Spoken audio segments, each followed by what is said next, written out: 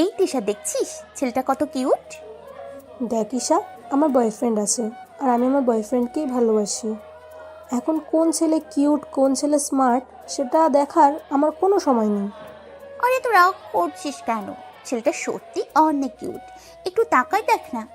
ঈশার কথায় তিশা অনেকটা বিরক্ত নিয়েই ছেলেটার দিকে তাকালো। হ্যাঁ কিউট, তাতে আমার কি? আর শোন, তুই আমার নাহিদকে একদম টানবি না বলে দিলাম। আমার নাহিদও অনেক কিউট, শুধু আমি নাহিদকে বেশি ভাব ধরতে দেই না, তাই নাহিদকে একটু খ্যাত খ্যাত লাগে, কিন্তু ও এই ছেলের থেকে বেশি কিউট। শোন, তোর নাহিদ যদি ভাবের ভাবও নেয়, তা ওই ছেলের ধারে কাছেও যেতে পারবে না।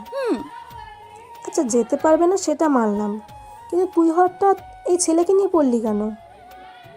সেটা জানি না কেন পড়লাম, কিন্তু এই ছেলেকে নিয়ে যত বেশি ভাবছি ততই আমার ভালো লাগছে। আমার তো মনে হচ্ছে তুই ছেলেটার প্রেমে পড়ে গেছিস। আরে এসব কিছুই না রে, দেখ না ছেলেটার গাল দুটো কত গুলোমুলো, মন চাচ্ছে একটু টেনে দেই। আর ঠোঁট দুটো দেখ, একদম উফ, স্ট্রবেরি। আরে বাহ, এত কিছু! যা না যা, একটু টেস্ট করে আয়।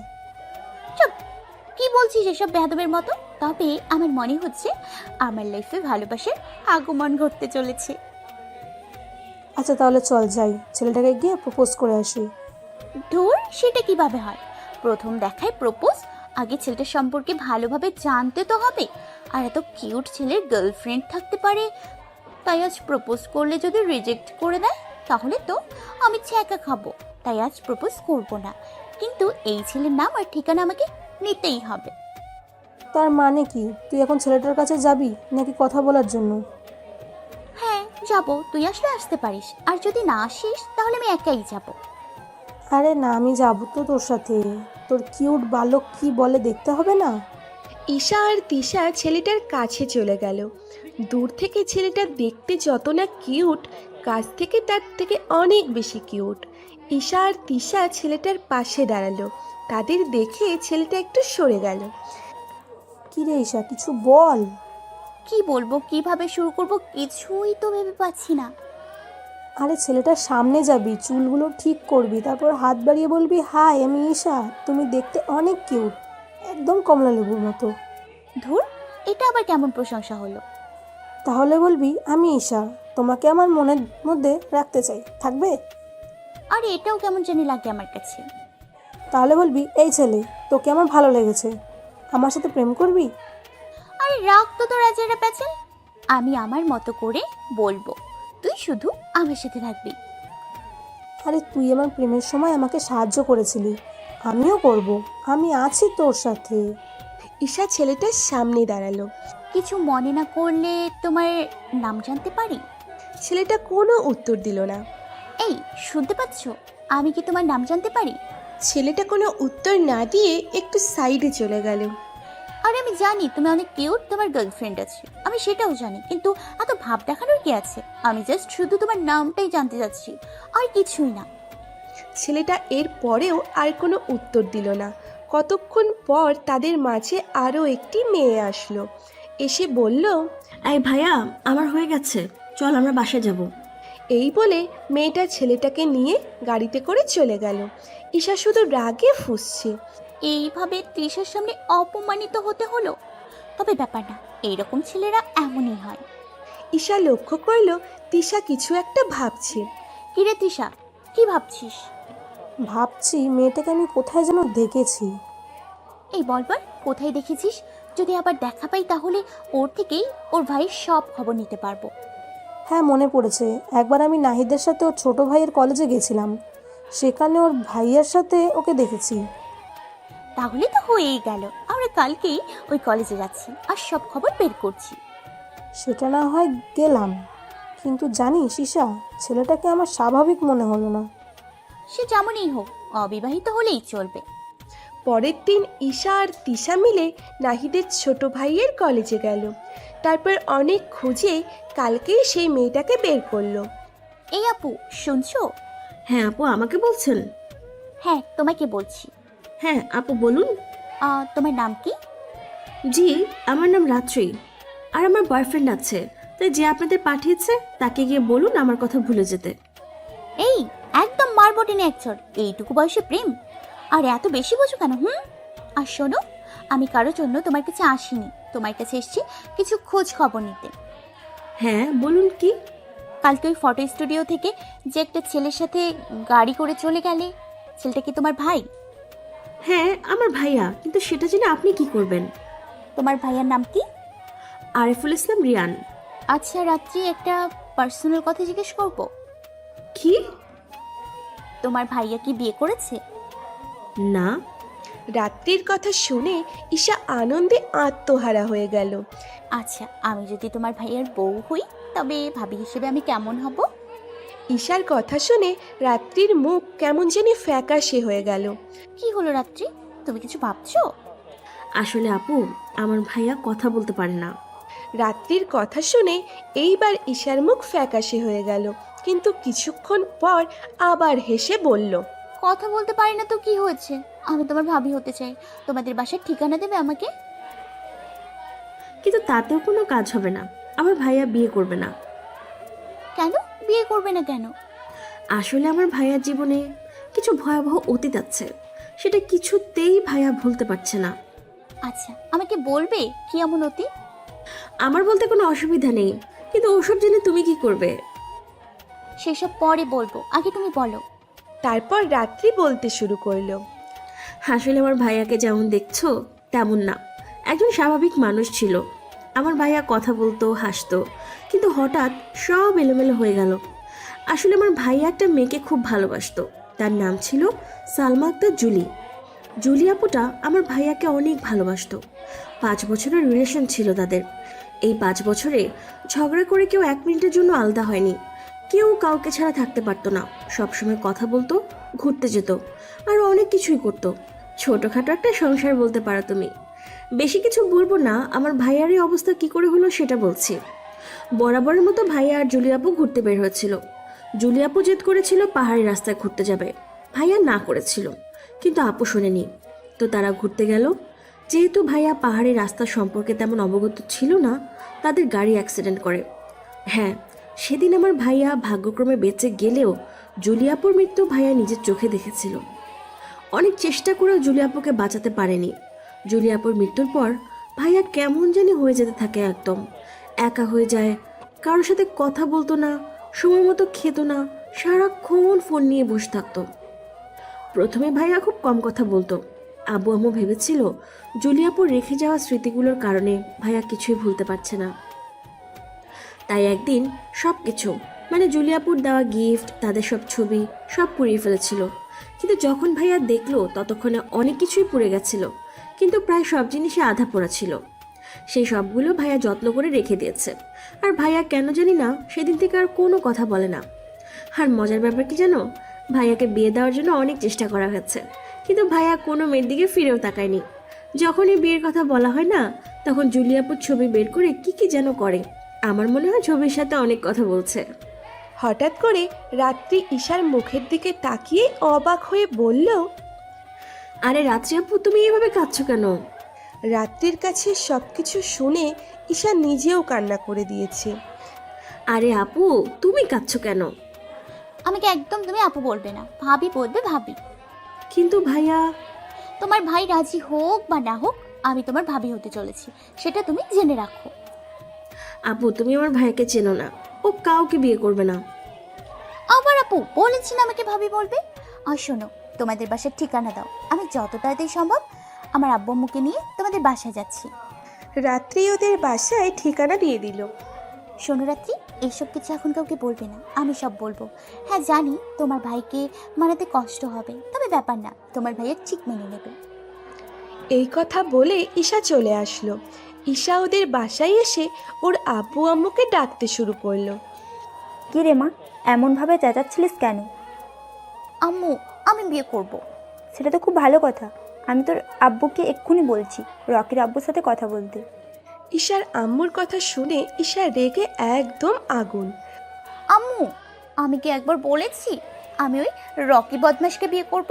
পুরো কথা না জেনে শুনে কেন অন্যটা ভেবে বসো বলো তো? তাহলে কি তোর আব্বুকে বলবো তোর জন্য ছেলে দেখতে? না আম্মু, ছেলে আমার দেখাই আছে, আমরা সবাই ছেলে বাসায় যাব। সে কি রে, কোন ছেলে? ছেলের বাসা কোথায়? ছেলে কি করে? এত সব কিছু তোমার এখন না জানলেও চলবে। আপাতত চলো আমরা ছেলের বাসা থেকে ঘুরে আসি।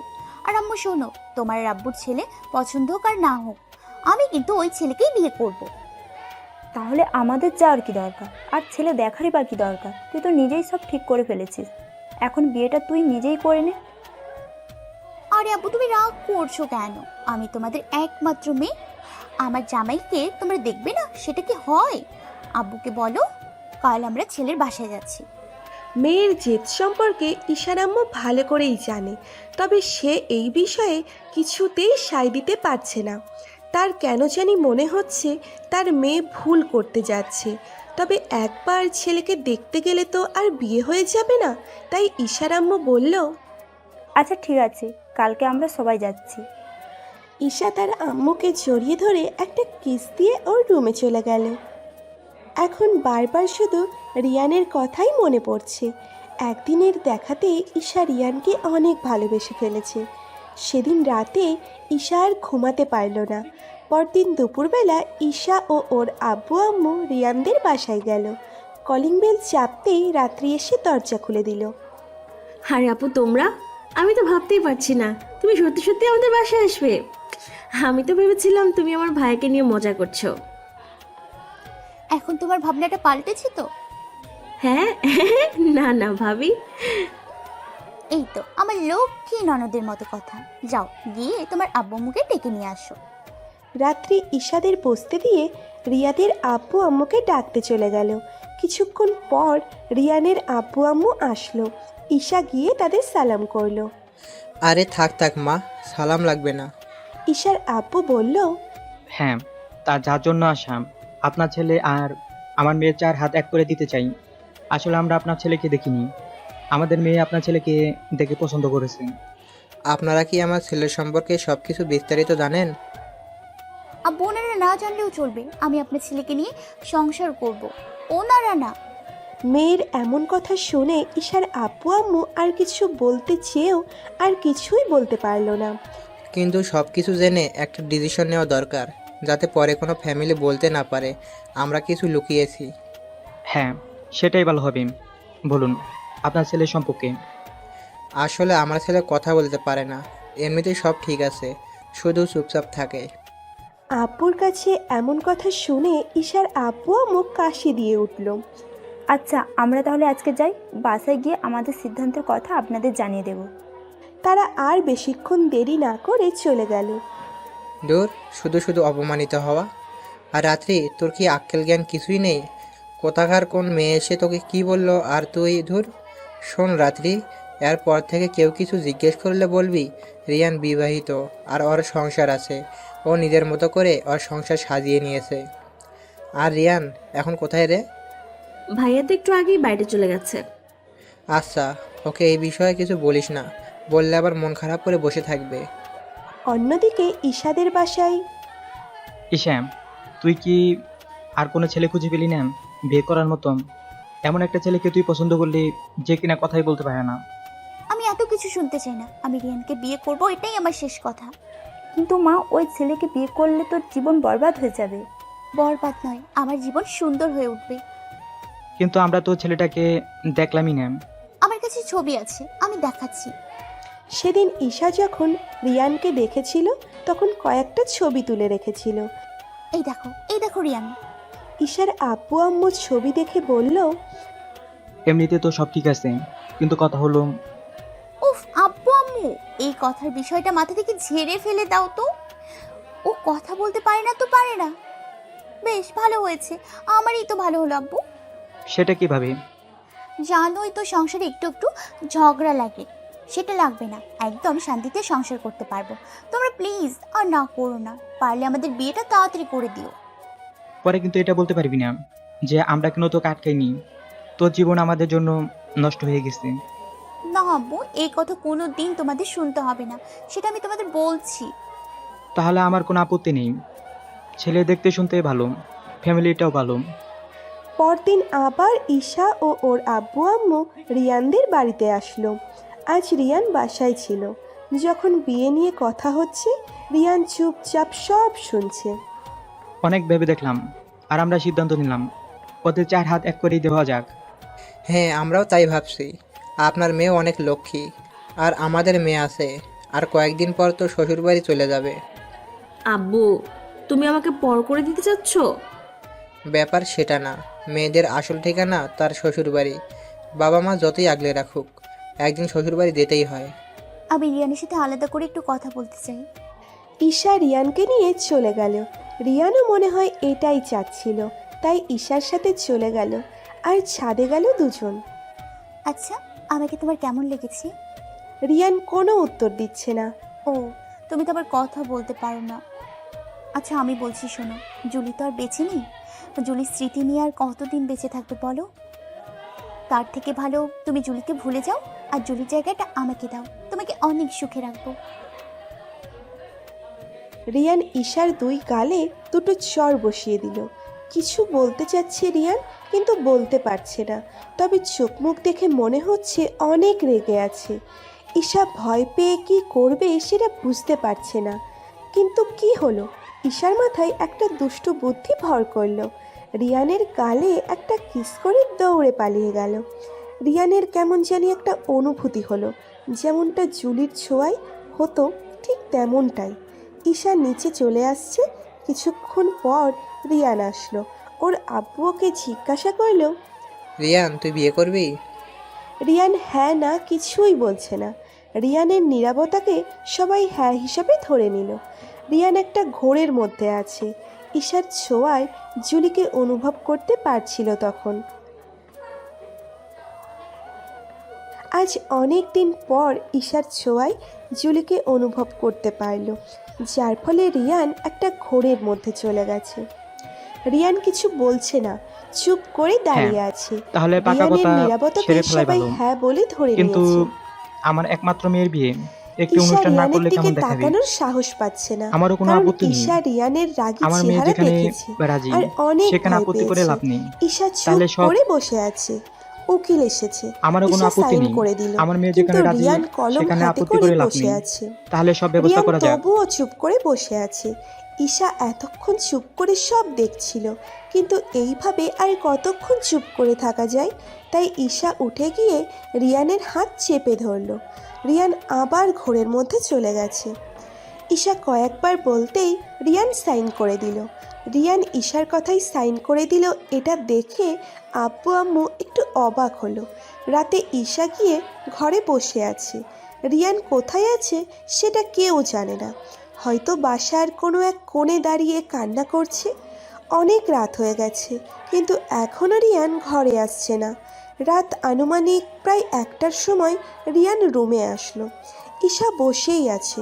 রিয়ান রুমে আসতেই ঈশা রিয়ানের কাছে চলে গেল। ঈশা লক্ষ্য করল রিয়ানের চোখ দুটো ফুলে আছে আর লাল হয়ে আছে। ঈশার বুঝতে বাকি রইল না রিয়ান এতক্ষণ কান্না করেছে। রিয়ান মাথা নেড়ে উত্তর দিল হ্যাঁ। রিয়ান এইবারও আর কিচ্ছু বলছে না, চুপ করে দাঁড়িয়ে আছে। রিয়ান এইবার একটা খাতা আর কলম নিল। তারপর কিছু একটা খাতায় লিখে সেটা ঈশাকে দিল। ঈশা সেটা পড়তে লাগলো। রিয়ান আবার লেখা শুরু করলো, আর লেখা শেষ হলে খাতাটা ঈশার হাতে দিল। রিয়ান আবার কিছু লিখে খাতাটা ঈশাকে দিল। এটা পড়েই ঈশা রেগে রিয়ানকে একটা চড় বসিয়ে দিয়ে বলল। রিয়ান আবারও কিছু একটা লিখে দিল। রিয়ান আবারও কিছু একটা লিখে দিল। ঈশা এক প্রকার রাগ করেই সেখান থেকে রুমের বাইরে চলে আসলো। ছাদে চলে গেল আর ভাবতে লাগলো কিভাবে জুলিকে রিয়ানের মন থেকে দূর করা যায়। কিন্তু সেটার জন্য কি করবে ঈশা, কিছুতেই তা বুঝতে পারছিল না। এমন সময় ছাদে অন্য কারো উপস্থিতি টের পেল। কেউ একজন ফিসফিস করে কথা বলছে। ঈশা কথার শব্দ শুনে এগুতে লাগলো। গিয়ে দেখে ছাদের এক কিনারায় দাঁড়িয়ে আছে রাত্রি। ঈশা পেছন থেকে রাত্রির কাঁধে হাত রাখলো। রাত্রি রীতিমতো ভয় পেয়ে গেল। আজ অনেক দিন পর ঈশার ছোঁয়ায় জুলিকে অনুভব করতে পারল, যার ফলে রিয়ান একটা ঘোরের মধ্যে চলে গেছে। কি রে, তোর কি হলো? কিছু বলছিস না কেন? রিয়ান কিছু বলছে না, চুপ করে দাঁড়িয়ে আছে। রিয়ানের নীরবতাকে সবাই হ্যাঁ বলে ধরে নিয়েছে। ঈশা রিয়ানের দিকে তাকানোর সাহস পাচ্ছে না, কারণ ঈশা রিয়ানের রাগী চেহারা দেখেছে আর অনেক ভয় পেয়েছে। ঈশা চুপ করে বসে আছে। হ্যাঁ, তাহলে পাকা কথা সেরে ফেলাই ভালো। দেরি করতে চাই না, কারণ ছেলের মন পরিবর্তন হয়ে গেলে নতুন করে সমস্যার মধ্যে পড়তে হবে। তাই আমি চাচ্ছি আজকালের মধ্যে বিয়ে দিয়ে দিতে। কিন্তু আমার একমাত্র মেয়ের বিয়ে একটি অনুষ্ঠান না করলে কেমন দেখাবি? হ্যাঁ, সেটা আমিও বুঝি, কিন্তু কিছু করার নেই। আমি অতি তাড়াতাড়ি বিয়ে দিতে যাচ্ছি। আব্বু তুমি এত কথা বলছো কেন? আমিও চাই তাড়াতাড়ি বিয়ে করে রিয়ানকে সুস্থ জীবন দিতে। আমি জানি ও একাকিত্বতে ভুগছে। ওর দরকার এমন একজনকে যে ওকে সবসময় সময় দেবে, সবসময় বুঝবে। আর আমি চাই ওর সাথে থাকতে। যদি পারো আজকে বিয়ে দিয়ে দাও। না মা, সেটা হয় না। একেবারে যে অনুষ্ঠান করব না সেটা না, এই একদিনে যতটুকু পারি ততটুকু করব। আব্বু কোনো কিছুরই দরকার নেই, আজকেই বিয়ে দিয়ে দিন। আমি কথা দিচ্ছি খুব তাড়াতাড়ি রিয়ানকে আমি সুস্থ করে তুলবো। তখন না হয় বড় করে সব আয়োজন করে বিয়ে দেবেন। এখন এসব দরকার নেই। এতে আপনার কোনো আপত্তি নেই? আমি চাই আমার ছেলে যেন সুস্থ জীবনযাপন করতে পারে। এখন যদি তোমার আব্বু আম্মু এটা চায়, তাহলে আজকে বিয়ের সব কাজ সেরে ফেলবো। আমারও কোনো আপত্তি নেই। আমার মেয়ে যেখানে রাজি সেখানে আপত্তি করে লাভ নেই। তাহলে সব ব্যবস্থা করা যাক। উকিল এসেছে। ঈশা সাইন করে দিল, কিন্তু রিয়ান কলম হাতে করে বসে আছে। কি হলো রিয়ান, সাইন করো। রিয়ান তবুও চুপ করে বসে আছে।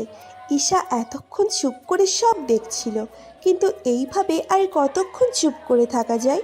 তাই ঈশা উঠে গিয়ে রিয়ানের হাত চেপে ধরল। রিয়ান আবার ঘোরের মধ্যে চলে গেছে। কি হলো? এমনভাবে চুপ করে বসে আছো কেন? সাইন করে দাও। ঈশা কয়েকবার বলতেই রিয়ান সাইন করে দিল। রিয়ান ঈশার কথাই সাইন করে দিল, এটা দেখে আব্বু আম্মু একটু অবাক হলো। রাতে ঈশা গিয়ে ঘরে বসে আছে। রিয়ান কোথায় আছে সেটা কেউ জানে না। হয়তো বাসার কোনো এক কোণে দাঁড়িয়ে কান্না করছে। অনেক রাত হয়ে গেছে, কিন্তু এখনও রিয়ান ঘরে আসছে না। রাত আনুমানিক প্রায় 1টার সময় রিয়ান রুমে আসলো। ঈশা বসেই আছে। রিয়ান রুমে আসতেই ঈশা রিয়ানের কাছে চলে গেল। ঈশা লক্ষ্য করল রিয়ানের চোখ দুটো ফুলে আছে আর লাল হয়ে আছে। ঈশার বুঝতে বাকি রইল না রিয়ান এতক্ষণ কান্না করেছে। এই তুমি এতক্ষণ কান্না করেছো? রিয়ান মাথা নেড়ে উত্তর দিল, হ্যাঁ। কেন কান্না কেন করেছো? রিয়ান এইবারও আর কিচ্ছু বলছে না, চুপ করে দাঁড়িয়ে আছে। কি হলো? আমি কিছু জিজ্ঞেস করছি তো নাকি? বলো, কান্না কেন করেছো? রিয়ান এইবার একটা খাতা আর কলম নিল। তারপর কিছু একটা খাতায় লিখে সেটা ঈশাকে দিল। ঈশা সেটা পড়তে লাগলো।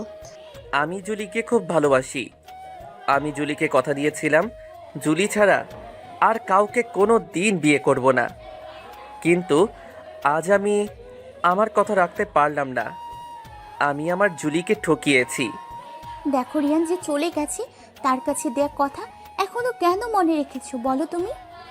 রিয়ান আবার লেখা শুরু করলো, আর লেখা শেষ হলে খাতাটা ঈশার হাতে দিল।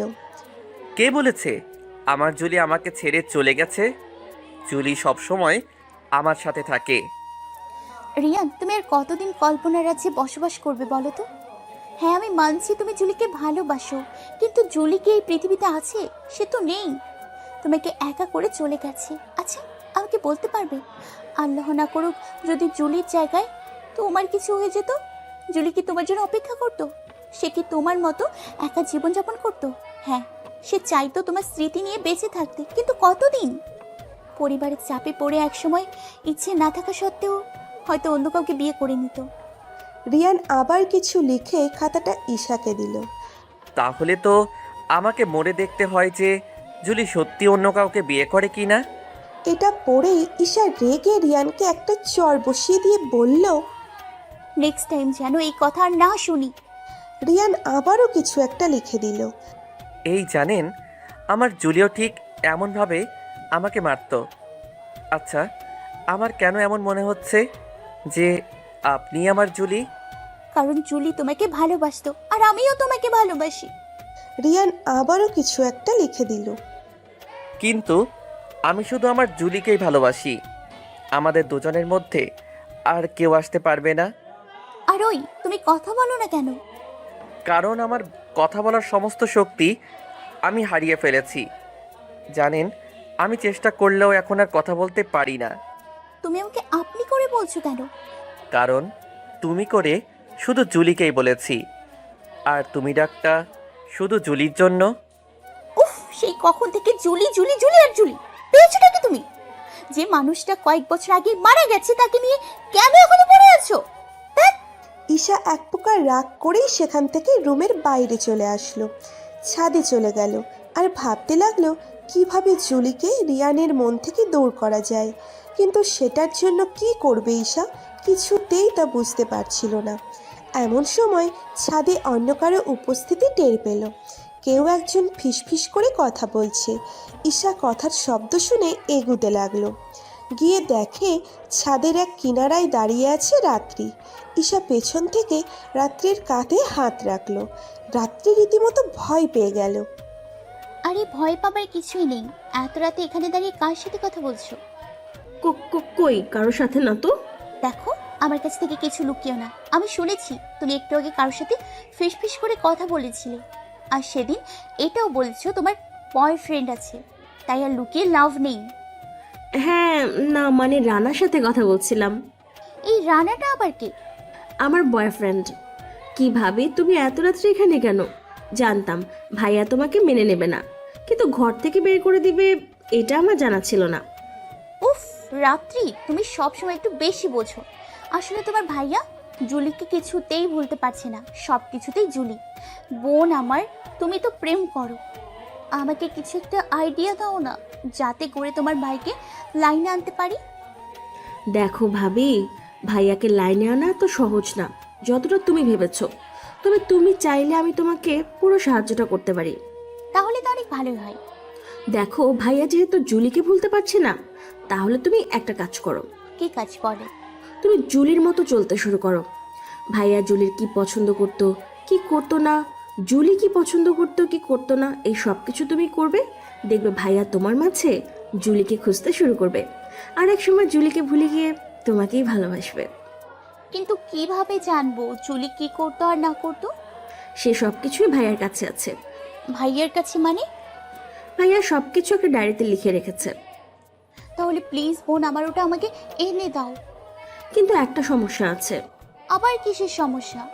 ডায়েরির অনেকটা অংশ পুড়ে গেছে। আরে ব্যাপার না, যেটুকু পড়ে গেছে সেইটুকু আমি আমার নিজের মতো করে সাজিয়ে নেব। আশা করি তোমার ভাইয়ের ভালো লাগবে।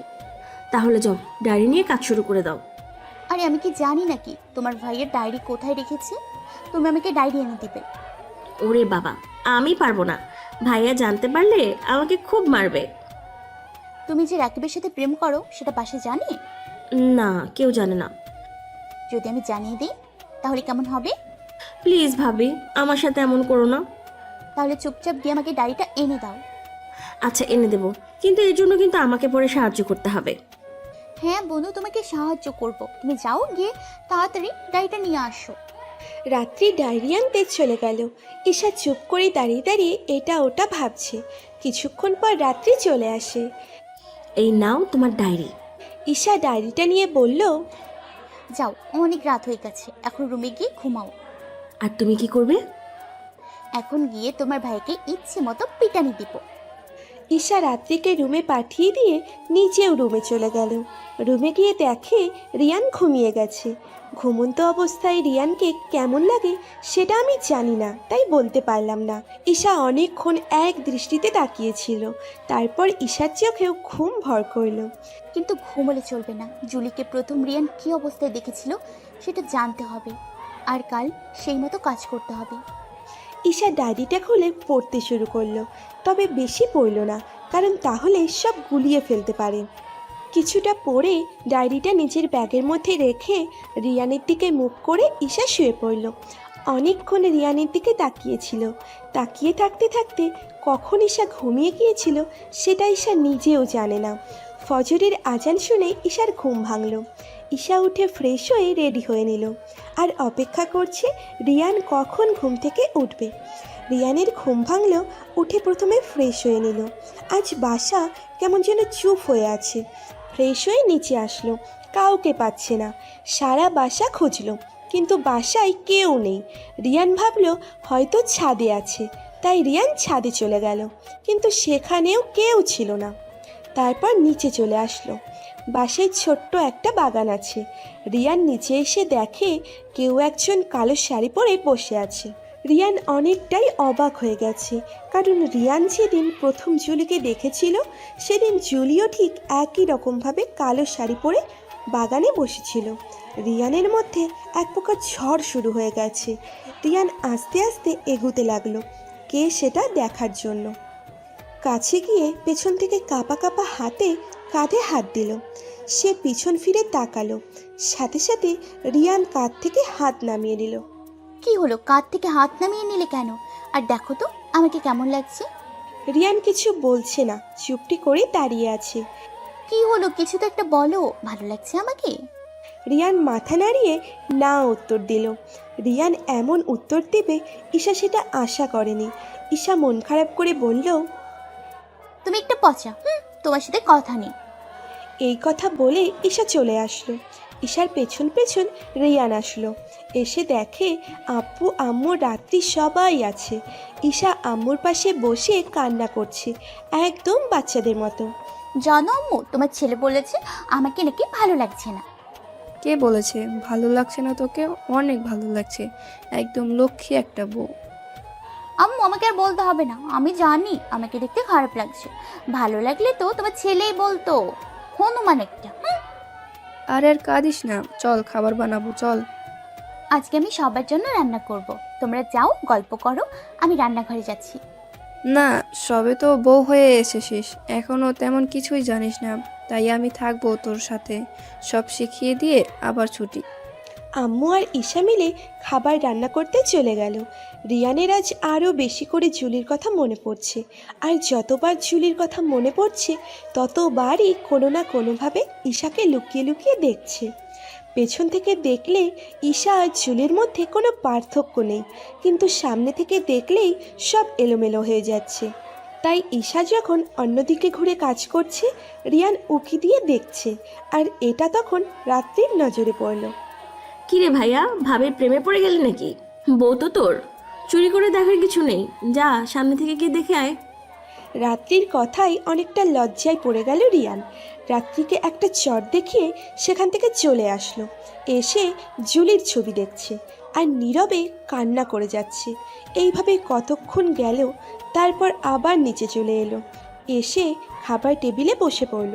তার কিছুক্ষণ পর সবাই খাবার টেবিলে চলে আসলো।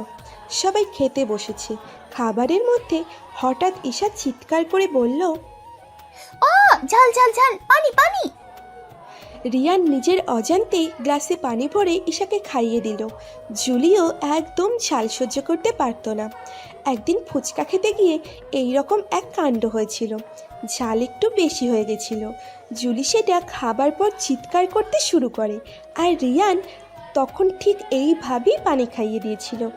অনেক দিন পর ঠিক একই রকম ঘটনায় রিয়ান কিছুই বুঝে উঠতে পারছিল না। যখন এটা বুঝতে পারল সে জুলিকে নয় ঈশাকে পানি খাইয়ে দিয়েছে, তখন না খেয়েই উঠে চলে গেল। ছেলের এমন কাণ্ড দেখে ওর আব্বু আম্মু আবারও অবাক হয়, আর কিছুটা খুশিও হয়েছে। তুই পারবি মা, তুই পারবি আমার ছেলেকে ঠিক করতে, তুই পারবি। তোমরা দোয়া করো আমি যেন আমার স্বামীকে সুস্থ জীবন দিতে পারি। কয়েকদিন পর রিয়ান ফোন টিপছিল, এমন সময় ঈশা ডাক দিয়ে বলল, এই শোনো না একটু। রিয়ান ফোন ছেড়ে ঈশার দিকে তাকালো। চলো না আজ কোথাও থেকে ঘুরে আসি, প্লিজ প্লিজ প্লিজ। রিয়ান মাথা নেড়ে উত্তর দিলেও সে যাবে না। কেন যাবে না? প্লিজ আমার সাথে চলো, সেই লেকের ধারে যাব, দুজন একসাথে হাঁটবো, সন্ধ্যায় ফুচকা খাবো, আসার সময় রিক্সায় আইসক্রিম খেতে খেতে চলে আসবো, চলো চলো। ঈশা যা যা বলল এই সব কিছু জুলি বলতো। কি হলো বলো, যাবে বলো। রিয়ান এইবার আর না করতে পারল না, মাথা নেড়ে উত্তর দিল সে যাবে। এই তো আমার লক্ষ্মী বর। হাম্মি দিয়েই ঈশা উধাও। বিকেলবেলা ঈশা একটা নীল শাড়ি পরেছে আর রিয়ানের জন্য নীল পাঞ্জাবি। নীল রং রিয়ানের পছন্দ, আর ওরা আগে যখন কোথাও ঘুরতে বের হতো বেশিরভাগ সময় নীল রঙের জামা পরেই বের হতো। ঈশাকে নীল রঙের শাড়িতে অনেক সুন্দর লাগছিল। রিয়ান একবার তাকিয়ে আর চোখ ফেরাতে পারছিল না। ঠিক যেন জুলির প্রতিচ্ছবি, শুধু ফেস কাটিংয়ে কোনো মিল নেই, তাছাড়া পুরো জুলি। এই আর কতক্ষণ অমন হাঁ করে তাকিয়ে থাকবে? আমাদের বের হতে হবে তো। ঈশার এই কথা শুনে রিয়ান বাস্তবে ফিরে আসে। ঈশা রিয়ানকে পাঞ্জাবিটা দিয়ে বলল, তাড়াতাড়ি পরে নাও, দেরি হয়ে যাচ্ছে তো। রিয়ান অল্প একটু সময়ের মধ্যেই রেডি হয়ে নিল। তারপর বাসা থেকে বের হলো। ঈশা যখন রিক্সা ডাকছিল তখন রিয়ান ইশারায় বুঝিয়ে দিচ্ছিল গাড়ি থাকতে রিক্সাতে কেন যাবে। কারণ রিক্সাতে ঘুরতে বেশি ভালো লাগে, তাই। এই দেখো, রিক্সাতে আমরা পাশাপাশি বসতে পেরেছি, কিন্তু গাড়িতে সেটা সম্ভব হতো বলো? তুমি গাড়ি চালাতে আর আমাকে দূরে বসে থাকতে হতো, যেটা আমার একদমই ভালো লাগে না। তাই আমি রিক্সাতেই যাব। দুজন মিলে রিক্সাতে উঠল। ঈশা যখন রিয়ানের হাতটা শক্ত করে ধরল তখন রিয়ানের কাছে মনে হলো জুলিই ওর পাশে বসে আছে। সেই চিরচেনা একটা ঘটনা। দুজন রিক্সাতে যাচ্ছে, জুলি রিয়ানের হাত ধরে বসে আছে, আর দুজন নানান রকম গল্প করছে। রিয়ানের মধ্যে শুধু একটাই কথা ঘুরছে, ঈশার ছোঁয়ায় কেন এমন মনে হচ্ছে যে জুলি তার সাথেই আছে? এমনটা কেন মনে হচ্ছে? সব কিছু ভাবতে ভাবতে তারা তাদের গন্তব্যে এসে গেছে। রিয়ান রিক্সা থেকে নেমে ভাড়াটা দিয়ে হাঁটা শুরু করলো। আজ কয়েক বছর পর রিয়ান এই লেকের ধারে আসলো। রিয়ান আনমনেই হাঁটছে, ঈশা পিছন পিছন হাঁটছে। এই তোমার কি হলো? কি এমন একদম চুপ হয়ে গেছে রে? কিছু মনে পড়েছে নাকি? রিয়ান কোনো উত্তর না দিয়ে এগোতে লাগলো। আচ্ছা, আমি কি তোমার হাত ধরে হাঁটতে পারি? রিয়ান কোনো উত্তর দিল না। ঈশা রিয়ানের হাত ধরে নিল। আজ কয়েক বছর পর সেই আগের ফিলিংস আসছে। ঈশা হাত আরও শক্ত করে চেপে ধরল, তারপর হাঁটতে শুরু করলো। জানো, আজ অনেক দিন পর আমি আমার জুলিকে অনেক বেশি অনুভব করতে পারছি। হঠাৎ রিয়ান এই কথা বলে উঠল। রিয়ান কথা বলছে সেটা ভেবেই ঈশা খুশিতে আত্মহারা হয়ে গেছে। রিয়ান, তুমি কথা বলতে পারো? আমি কথা বলতে পারতাম না কবে? আমি তো সারাক্ষণ আমার জুলির সাথে কথা বলতাম। এখন মনে হচ্ছে তুমি জুলি, এখন মনে হচ্ছে তুমি জুলি, তাই কথা একটা বেরিয়েই গেল। তুমি জানো আজ আমি কত খুশি? এত খুশি হবার কারণ কি? এই যে তুমি কথা বলতে পারছো। জানো, আমি আর জুলি এখানে প্রায়ই আসতাম। ও আমাকে ছেড়ে চলে যাবার পর এখানে আর আসা হয়নি। আজ ওর কথা খুব মনে পড়ছে।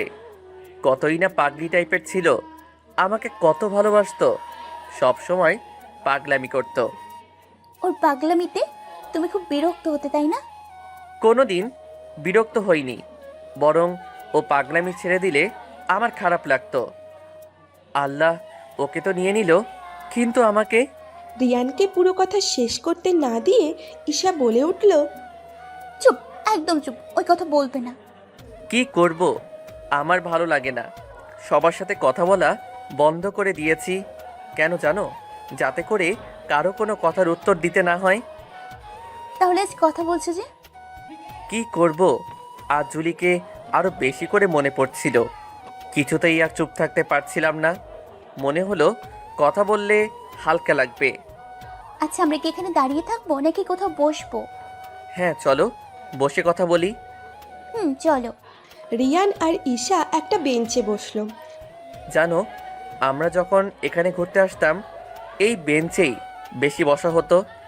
আমাদের আসা যাওয়া ছিল একটু বেশি, সবাই আমাদের চিনতো। এমন অনেক দিন হয়েছে অন্য কাপলগুলো এই বেঞ্চে বসলে আমাদের দেখে এই জায়গা ছেড়ে দিয়েছে। রিয়ান যখন কথা বলছিল তখন রিয়ান লক্ষ্য করলো ঈশা পায়ের আঙুল দিয়ে চেপে ঘাস ছিঁড়ছিল, যেটা জুলি সব সময় করত। আরে কতবার বলেছি পায়ের আঙুল দিয়ে ঘাস ছিঁড়বে না, পোকামাকড় থাকতে পারে। মানে তুমি আমাকে আবার কবে বললে? আমি তো আজই তোমার সাথে ঘুরতে আসলাম। সরি, আসলে জুলিও ঠিক এমনভাবে আঙুল দিয়ে চেপে ঘাস ছিঁড়ত, তাই মনে পড়ে গেল। আর কিছুক্ষণের জন্য আমার এটা মনে হলো জুলি ঘাস ছিঁড়ছিল। রিয়ান, তুমি একটা সত্যি কথা বলবে? হ্যাঁ বলবো। তোমরা তো একা ঘুরতে বের হয়েছিলে, তাই না? হ্যাঁ, আমি আর জুলি ঘুরতে বের হয়েছিলাম। কোথাও এমন না তো সে তুমি জুলিকে খুন করেছো? কি খুন? আরে আমি তো আমার জুলিকে কোনোদিন একটা থাপ্পড় পর্যন্ত দেইনি। যতই দোষ করুক অনেক বকা দিতাম, কিন্তু কোনো দিন আঘাত করিনি। আর তাকে আমি খুন করব? তাহলে বলো না সেদিন কি ঘটেছিল। সেদিন আমাদের শহরের বাইরে ঘুরতে যাবার কথা ছিল। যখন শহরের বাইরে ঘুরতে গেলাম, জুলি বলল ওর নাকি পাহাড়ি রাস্তায় ভ্রমণ করার খুব শখ। আমি বলেছিলাম অন্য একদিন ওকে নিয়ে ঘুরতে যাব, কিন্তু জুলি কিছুতেই সেটা মানছিল না। তাই ওকে নিয়ে চলে গেলাম। তবে একটা কিছু আমি লক্ষ্য করেছিলাম যে আমার চেনা জুলি আর সেদিনের জুলির মাঝে একটু চেঞ্জ ছিল। গালটা ফোলা ছিল, আর জুলি কখনো কপালে টিপ দিত না, কিন্তু সেদিন দিয়েছিল। আমি জিজ্ঞাসা করতেই জুলি সেটা এড়িয়ে গিয়েছিল। পাহাড়ি রাস্তা ছিল, আর সেদিন বৃষ্টি হয়েছিল। গাড়ি চালাতে আমার খুব সমস্যা হচ্ছিল। একটু গিয়েই আমি ফিরে আসতে চেয়েছিলাম, কিন্তু জুলি বলল আরও যাবে।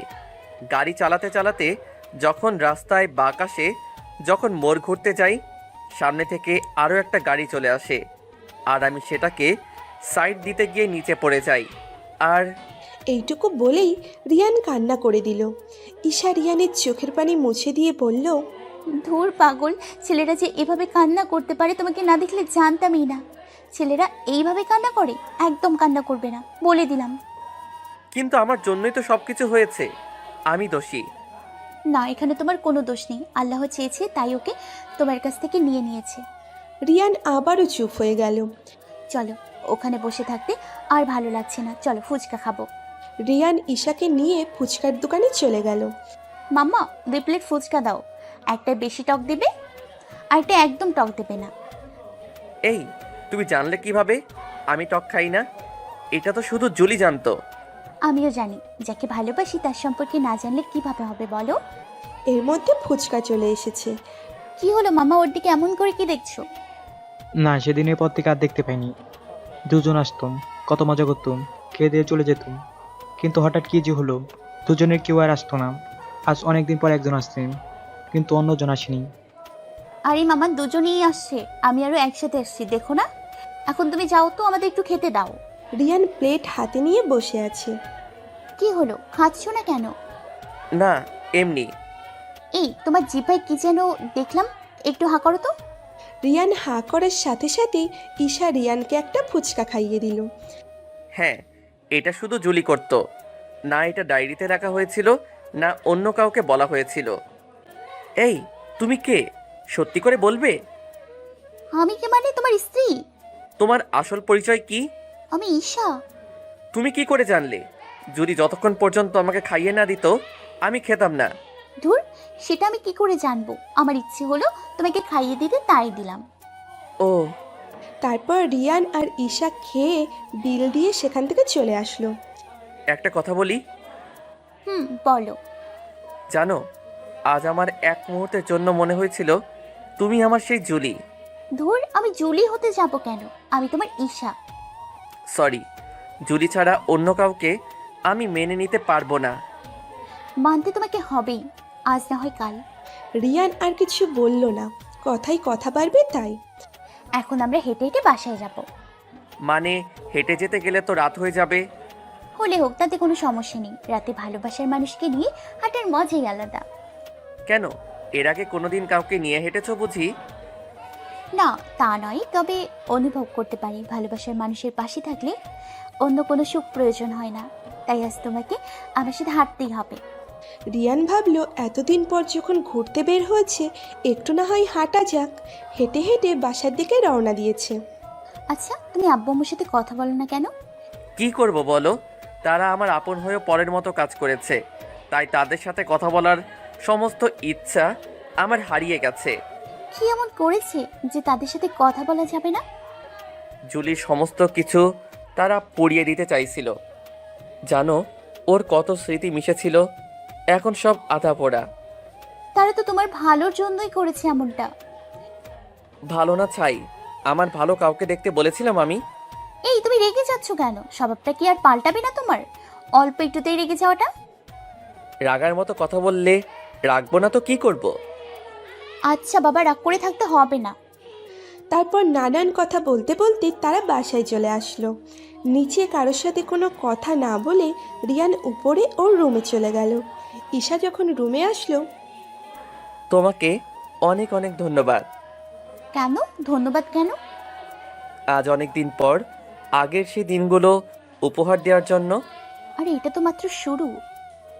আরে আরিয়ান, এটা তো মাত্র শুরু, সামনে দেখো আরো কত কিছু হয়। রিয়ান আবার নিচে চলে গেল। অনেক দিন কাছের মানুষগুলোর সাথে ভালো করে কথা হয় না। রিয়ান নিচে গিয়ে ওর আব্বু আম্মুকে ডাকতে শুরু করলো। আব্বু আম্মু, একটু এই দিকে আসো। ছেলের ডাক শুনে আম্মু তো দৌড়ে চলে এসেছে। আমার ছেলে কথা বলছে। হ্যাঁ, আমার ছেলে কথা বলছে। আজ অনেক দিন পর আমার ছেলে আমাকে আম্মু বলে ডেকেছে। ভাইয়া তুই কথা বলতে পারছিস? আমি জানতাম ভাইয়া ভাবি পারবে তোকে ঠিক করতে। ও কিছুই করেনি, আমার এখন ইচ্ছে হচ্ছে তাই কথা বলছি। ভাইয়া তুই যতই বলিস, তুই তো এতদিন একটা ঘোরের মধ্যে ছিলি, ভাবি সেটা দূর করে দিয়েছে। ভাবি কোথায় রে? আমি কি করে বলবো তোর ভাবি কোথায়? যা গিয়ে নিজেই খুঁজে নে। ভাইয়া এভাবে বলছিস কেন? আমার ভালো লাগছে না তোদের কথা, তাই আমি তো আমার ইচ্ছাতেই কথা বলেছি, কিন্তু তার ক্রেডিট তোরা বারবার ওকে কেন দিচ্ছিলি? সরি ভাইয়া। সরি বলতে হবে না। আম্মু আব্বু কোথায় গেছে? তোর আব্বু একটু বাইরে গেছে, একটু পরে চলে আসবে। আচ্ছা আম্মু, আমার ক্ষুধা লেগেছে, কিছু খেতে দাও। একা কেন খাবি? যা বৌমাকে ডেকে নিয়ে আয়। আমি ডেকে আনতে পারবো না। আমাকে ডাকতে হবে না, আমি চলে এসেছি আম্মু। আমি তো রান্না করছি। রিয়ানের নাকি ক্ষুধা লেগেছে, তুই একটু বেড়ে দে তো। আচ্ছা আম্মু, তুমি চিন্তা করো না, আমি ওকে খাবার বেড়ে দিচ্ছি। রিয়ান একটা জিনিস কিছুতেই বুঝতে পারছে না। ঈশা সামনে আসলে ও রাগ করতে পারে না কেন? এমনিতে তো ওর কথা শুনলেই প্রচুর রাগ হয়, কিন্তু এখন কেন রাগ হচ্ছে না? ঈশা খাবার বেড়ে দিল। রিয়ান প্লেটে শুধু হাত দিয়ে খাবারগুলো নেড়ে যাচ্ছে, কিচ্ছু খাচ্ছে না। কি হলো, তুমি খাবে নাকি শুধু শুধু এমনভাবে খাবার নেড়ে যাবে, নাকি তোমাকে খাইয়ে দিতে হবে? ভাবি তুমি কেন বোঝো না? ভাইয়া তোমার হাতে খাবে বলে নিজে কিছুই খাচ্ছে না। দাও ভাবি, ভাইয়াকে খাইয়ে দাও। কিন্তু তোমার ভাই তো সেটাও বলছে না ও আমার হাতে খাবে। ভাবি আমার ভাইয়া তো একটু লাজুক স্বভাবের, তাই নিজের মুখে কিছু বলছে না। তুমি খাইয়ে দাও, দেখবে ভাইয়া কোনো কিছু না বলে চুপচাপ খেতেই থাকবে।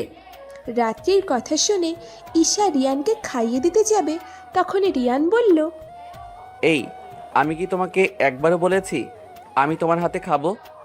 না বলনি। তাহলে আমাকে খাইয়ে দিতে আসছো কেন?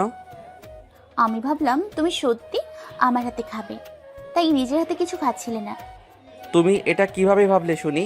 শুনো, আমি শুধু জুলির হাতে খেয়েছি, অন্য কোনো মেয়ের হাতে কিছু খাওয়ার আমার কোনো ইচ্ছা নেই। আর ভুলেও আমাকে খাইয়ে দেওয়ার কথা ভাববে না, বলে দিলাম। আর তুমি কি ভেবেছো তুমি জুলির মতো আচরণ করবে আর আমি সেটা দেখে তোমাকে ভালোবেসে ফেলবো? যদি এটা ভেবে থাকো তাহলে তুমি ভুল ভাবছো। আমি কেন না খেয়ে বসেছিলাম জানো? কারণ এটা আমার অভ্যাস। আগে যখন জুলি ছিল ওর সাথে আমার কথা হতো, তখন আমি খাবার নিয়ে বসে থাকতাম, কারণ আমি না বললে ও কখনো খেত না। আর আমি বলার পর ও খাবার খেতে বসে আমাকে SMS করতো। তাই এটা আমার অভ্যাস হয়ে গেছে, খাবার প্লেট সামনে নিয়ে বসে থাকা। রাত্রি, তুমি এই ব্যাপারে কিছু জানতে? না মানে ভাবি, হ্যাঁ জানতাম। সব কিছু জেনেও কেন আমাকে তুমি মিথ্যে বললে? তুমি এত কথা না বললে আমাকে এত কথা শুনতে হতো না। ভালো লাগে না আর আমার এইসব। একটা মানুষ মরে গেছে, তার দেহ পচে গলে গেছে, আর তোমার এই সাইকো ভাই তাকে নিয়েই পড়ে আছে। ঘুম থেকে উঠে ঘুমোতে যাওয়ার আগ পর্যন্ত জুলি জুলি জুলি আর জুলি। কেন এখনো একটা মরা মানুষকে নিয়ে পড়ে আছে? রাত্রি, ওকে আমার পার্সোনাল ব্যাপার নিয়ে কথা বলতে না কর। তোমার পার্সোনাল ব্যাপার মানে? আমি তোমার স্ত্রী, সেটা ভুলে গেছো নাকি? আর স্বামী স্ত্রী মাঝে পার্সোনাল ব্যাপার বলে কিছুই থাকে না। রিয়ান এবার রেগে গেল, খাবার প্লেট ছুঁড়ে ফেলে দিয়ে বলল, খাবই না। এই কথা বলে উঠে চলে গেল। রিয়ান চলে যাবার পর ঈশা রাত্রিকে জড়িয়ে ধরে কান্না করে দিল। কান্না করো না ভাবি। কি করবো আমি, তুমি কি বলতে পারো? আমিও তো একটা মানুষ। বিয়ের এতদিন হয়ে গেল, আজ পর্যন্ত আমার সাথে ভালোভাবে কথা বলেনি, একটু সময় একসাথেও কাটায়নি। সব সময় দূরত্ব বজায় রাখে। কেন কেন রাখে? মরা একটা মানুষের জন্য কেন রাখে? আর জুলির মাঝে তোমার ভাই কি এমন দেখেছিল যা আমার মধ্যে দেখতে পায় না? আমি কি দেখতে খারাপ, নাকি তোমার ভাইয়ের সাথে আমার যায় না, কোনটা? ভাবি তুমি ভেঙে পড়ো না, আসলে ভাইয়া জুলিয়াপুকে অনেক ভালোবাসতো, তো এমন হচ্ছে। কিন্তু ভাইয়া একটু একটু করে সেখান থেকে বের হয়ে আসছে। আজ কথা বলছে, কাল অফিসে জয়েন করবে, পরশু ভাইয়া নিজেকে গুছিয়ে নেবে। এভাবে দেখবে ভাইয়া জুলির সব কিছু ভুলে তোমাকেই ভালোবাসবে। আর কত আশা দেবে ভালোবাসবে? যে কিনা এতদিন আগের কথা ভুলতেই পারছে না, সে কি করে আমাকে ভালোবাসবে? আমি বলতে পারছি না, তবে ভালোবাসবে, খুব ভালোবাসবে, এটা আমি শিওর দিয়ে বলতে পারছি। আচ্ছা, আমি রুমে গিয়ে দেখি তোমার সাইকো ভাই কি করছে। এখন ভাইয়ার কাছে যাওয়াটা কি ঠিক হবে? ঠিক হবে, কারণ ও যতক্ষণ একা থাকবে ওরা তত বেশি বাড়বে। তাই গিয়ে ওর সাথে একটু কথা বলি। আচ্ছা ভাবি যাও, তবে দেখো ভাইয়াকে আবার বেশি রাগিয়ে দিও না। আরে সেটা নিয়ে তোমাকে ভাবতে হবে না। ঈশা রুমে চলে গেল। গিয়ে দেখতে পেল রিয়ান জানালা দিয়ে বাইরে তাকিয়ে আছে। কি দেখো এমন ভাবে? রিয়ান কোনো উত্তর না দিয়ে বাইরের দিকেই তাকিয়ে আছে। আমি সরি বাবু, আমার তখন অমন ভাবে বলা ঠিক হয়নি। আমাকে কোন দিক থেকে দেখে মনে হয় আমি বাবু? এই তো আমার বাবু কথা বলেছে। হুম, আমি বাবু না, আমি বড় হয়ে গেছি। দূর, তুমি না একটু রোমান্টিক না। আমি তো তোমাকে ভালোবেসে বাবু বলে ডাকছি। আমার এত ভালোবাসার দরকার নেই। রেগে আছো বাবু? আমাকে বাবু বলবে না বলে দিলাম। ডাকবে ঠিক আছে ডাকো, তবে অমন ন্যাকামি করে ডাকার কি আছে? আমার এমন ভাবে ডাকতে ভালো লাগে। ঈশা কিছু একটা বলতে গিয়েও বলল না। এই, তুমি কিছু একটা বলতে চাইছিলে? না মানে, আমি তো বাবু বলতে যাচ্ছিলাম, কিন্তু তুমি তো রাগ করো, তাই বললাম না। না, তুমি বাবু বলতে চাচ্ছিলে না। রিয়ান দেখো, তোমার পেছনে তেলাপোকা। রিয়ান লাফ দিয়ে সেখান থেকে চলে আসলো। তেলাপোকা তোমার পেছনে আসছে, দেখো দেখো। রিয়ান দৌড়াচ্ছিল। সময় সুযোগ বুঝে ঈশা রিয়ানকে ধাক্কা দিল। রিয়ান পড়ে যাচ্ছিল বলে ঈশাকে ধরলো, আর ঈশাকে ধরেই বিছানার উপর পড়ে গেল। রিয়ান নিচে আর ঈশা রিয়ানের উপরে। রিয়ান আর নিজের মধ্যে নেই। ঈশার চোখ গেল রিয়ানের ঠোঁটের দিকে, যেটা অনেক দিন থেকেই লক্ষ্য করে আসছে। আজ আর সুযোগ হাতছাড়া করবে না। ঈশা আজ যে সুযোগ পেয়েছে সেই সুযোগ হাতছাড়া করবে না। রিয়ান বেচারা নিচে পড়ে আছে, আর ঈশা শক্ত করে রিয়ানকে চেপে ধরে রেখেছে। আস্তে আস্তে ঈশা মুখ সামনে এগিয়ে নিয়ে যাচ্ছে। তারপর কি হলো?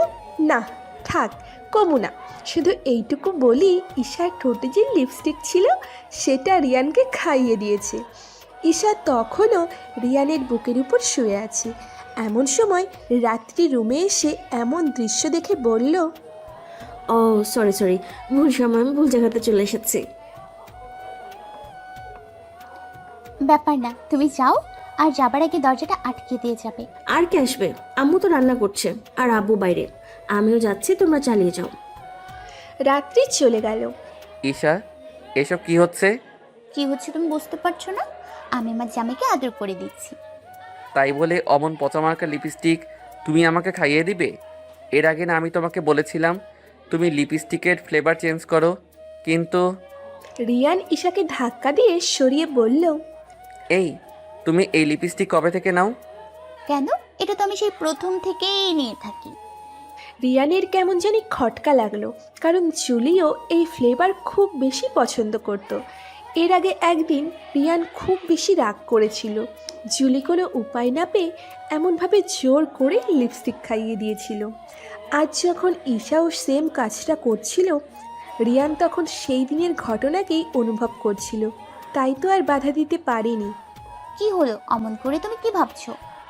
কিছু না, তবে এটা ভাবছি বিয়ের পর তো শ্বশুরবাড়ি গেলাম না, তাই এবার আমি আমার শ্বশুরবাড়ি যাব।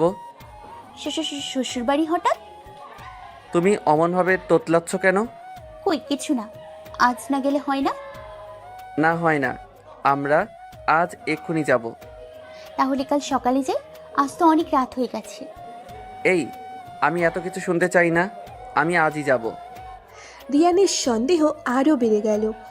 যদি আজ না যাও তাহলে কিন্তু আমি তোমাকে ছেড়ে চলে যাব। ঈশা রিয়ানের কাছে গিয়ে বলল, এই একবার যেতে দিয়েছি বলে তুমি কি ভাবছো? হ্যাঁ, বারবার যেতে দিব?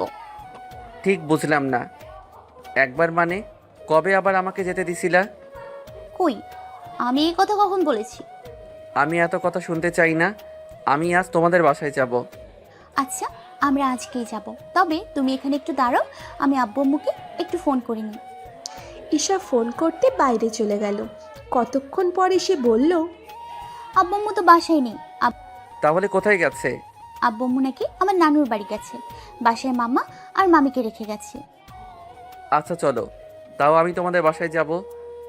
ঈশা জামা কাপড় গুছিয়ে রিয়ানের জামা কাপড় গুছিয়ে নিল। তারপর সেই রাতে তারা বেরিয়ে গেল। ঈশা নিজেই গাড়ি ড্রাইভ করছে। আয়েশা, তুমি এইদিকে কই যাচ্ছ? তোমাদের বাসা তো অন্য রাস্তায়।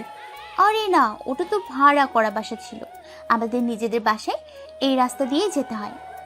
গাড়ি যত এগুচ্ছে রিয়ানের বুকে ধুকপুকানি তত বেশি বৃদ্ধি পাচ্ছিল, কারণ এই রাস্তাটাই জুলিদের বাসায় যাওয়ার রাস্তা। তাহলে কি রিয়ান যেটা ভাবছে সেটাই? একসময় সেই চিরচেনা বাসার সামনে গাড়ি এসে থামলো। এটা কাদের বাসা? আগে আমার মামার বাড়ি ছিল, কিন্তু মামা আমাদের কাছে সব কিছু বিক্রি করে লন্ডন চলে গিয়েছিল। আবার কিছুদিনের জন্য আসছে, কিছুদিন পর আবার চলে যাবে। ও, তবে ঈশা জুলির আত্মীয়, এটা কখনো ঈশা বলল না কেন আমায়? ঈশা আগে আগে যাচ্ছে, রিয়ান পিছনে পিছনে যাচ্ছে। সবাই যেহেতু ওদের ব্যাপারে জানতো, সেহেতু এই বাসায় অনেকবার আসা হয়েছে। বাসাটা আগের মতোই আছে। ঈশা কলিং বেল চাপ দিল। কিছুক্ষণ পর দরজা খুলে দিল। ঈশা ভিতরে চলে গেল, কিন্তু রিয়ানের জুতোর ফিতা যে খুলে গেছে আর রিয়ান সেটা বাঁধতে ব্যস্ত। ঈশা সেটা খেয়াল করলো না। হঠাৎ ভেতর থেকে আওয়াজ এলো, জুলি, তোরা এসে গেছিস? জুলির আম্মু এখানে কেন? আরে রিয়ান, তুমি কেমন আছো বাবা? আমি কেমন আছি সেটা পরে বলছি। আগে বলুন, এখানে একটু আগে জুলির নাম ধরে ডাকা হয়েছিল কেন? আরে হ্যাঁ, আসলে মাম্মি আমাকে জুলি বলেই ডাকে। ওনার মেয়ে গাড়ি অ্যাক্সিডেন্টে মারা যায়। আন্টি, আমাকে মাফ করে দিবেন, আমার জন্যই। আর বলতে না পেরে রিয়ান কান্নায় ভেঙে পড়ে। জুলির আম্মু তখন রিয়ানের কাছে গিয়ে বলল, কাঁদছো কেন? আর আগে তো আমাকে আম্মু বলতে, এখন আন্টি বললে আমাকে পর করে দিচ্ছ। আগে যার জন্য আম্মু বলতাম সেই তো আর নেই। তো কি হয়েছে? আমার এই মেয়েকে তো বিয়ে করেছো, আর তাই তুমি এখনো আমার আম্মু বলেই ডাকবে। ডাকো আম্মু বলে, ডাকো। আম্মু, আমি না সত্যি সেদিন বুঝতে পারি নাই এত কিছু হয়ে যাবে। আপনাদের সাথে যে কথা বলবো সেই সুযোগটাও আমি পাইনি। হাসপাতাল থেকে ছাড়া পাওয়ার পর আমি আপনাদের বাসায় আসি, কিন্তু জানতে পারি সবাই নাকি দেশ ছেড়ে চলে গেছেন। কোথায় গেছেন সেটাও জানি না। আরে এভাবে বাচ্চাদের মতো কাঁদছো কেন? আল্লাহ যা করেন ভালোর জন্য করেন, এমনিও আমার মেয়ে। এই বলেই থেমে গেল। আপনার মেয়ে কি আম্মু? কিছু না, যাও উপরে যাও, অনেক রাত হয়ে গেছে। আজ আর কথা নাই, কাল কথা হবে। আর ঈশা, তুই ওখানে দাঁড়িয়ে আছিস কেন? যা রিয়ানকে নিয়ে উপরে যা। ঈশা রিয়ানের হাত ধরে রিয়ানকে উপরে নিয়ে গেল। এই, তুমি সবসময় এত বেশি কান্না করো কেন? কাউকে কখনো ভালোবেসেছো? বেশিছি তো। তাকে ছাড়া থাকা কত কষ্টের সেটা তো বুঝতে পারো। তাকে ছাড়া থাকা কষ্টের, কিন্তু আমি তো তাকে ছাড়া থাকবো না। এই যে তোমাকে সবসময় আমার কাছেই বেঁধে রাখবো। আচ্ছা তুমি যাও, ফ্রেশ হয়ে আসো, আমাকে একটু একা থাকতে দাও। আচ্ছা, তুমি এখন বসো, আমি ফ্রেশ হয়ে আসি। ঈশা যখন যাচ্ছিল তখন রিয়ান খেয়াল করে দেখল ঈশার পিঠে একটা তিল, আর তিলটা অন্যান্য তিলের থেকে একটু বড়, যেটা জুলির পিঠেও ছিল। এইবার রিয়ানের পুরোপুরি সন্দেহ হলো এটাই জুলি। কোনোভাবে শুধু মুখের গঠন চেঞ্জ করেছে। আজ একটা সমাধানে আসা যাক। আর একেবারে শিওর হবার জন্য রিয়ান একটা প্ল্যান করলো। ঈশা ফ্রেশ হয়ে বের হবার পর বলল, ঈশা, তোমাকে একটা রিকোয়েস্ট করব, রাখবে? অবশ্যই রাখবো, বলো কি রিকোয়েস্ট? হাত ছাড়া তোমার কোনো জামা আছে? হ্যাঁ আছে, কিন্তু কেন? সেটা পরে এখন আমার সামনে একটু আসবে প্লিজ। মনে হচ্ছে আজ আমার বরটার রোম্যান্স করার শখ জেগেছে। ওকে, তুমি একটু অপেক্ষা করো, আমি এক্ষুনি পরে আসছি। কিছুক্ষণ পর ঈশা হাতা ছাড়া জামা পরে রিয়ানের সামনে এসে দাঁড়ালো। এই যে চলে এসছি। রিয়ান ঈশার বাঁ হাতে লক্ষ্য করল, আর যেটা ভেবেছিল সেটাই সুন্দর করে লেখা আছে J+R। রিয়ান ঈশাকে জড়িয়ে ধরে বলল, তুমি আমার জলি। হ্যাঁ, তুমি আমার জলি। আরে তুমি কি পাগল হয়ে গেল নাকি? আমি কেন তোমার জুলি হতে যাব? আমি ঈশা। মিথ্যা বলবে না তুমি। জুলির সাথে ঝগড়া হবার পর জুলি এমনভাবে ওর বাম হাত কেটে লিখেছিল J+R, আর তোমার পিঠে যেখানে তিল ঠিক সেখানে জুলিরও তিল ছিল। তো কি হয়েছে? তুমি আমার জুলি। দেখো আরিয়ান, এত পাগলামি ভালো লাগে না। হ্যাঁ, হয়তো কাকতালীয়ভাবে মিলে গেছে, তার মানে এটা নয় যে আমি তোমার জুলি। আর আমি হাত কেটে J+R লিখেছিলাম ফ্রেন্ডের সাথে বাজি ধরে। রিয়ান এইবার ঈশাকে ঝাঁকি দিয়ে বলতে লাগলো, আমি মানি না এসব। তুমি আমার জুলি। ঈশা রিয়ানের গালে দুটো চর বসিয়ে দিয়ে বলল, আর কতবার বলবো আমি তোমার জুলি নই? এতই যদি জুলিকে ভালোবাসো তাহলে সেদিন জুলির সাথে মরে কেন গেলে না? ঈশার কাছ থেকে এমন কথা শুনে রিয়ান একদম চুপ হয়ে গেল। ঈশাও চুপ হয়ে গেছে।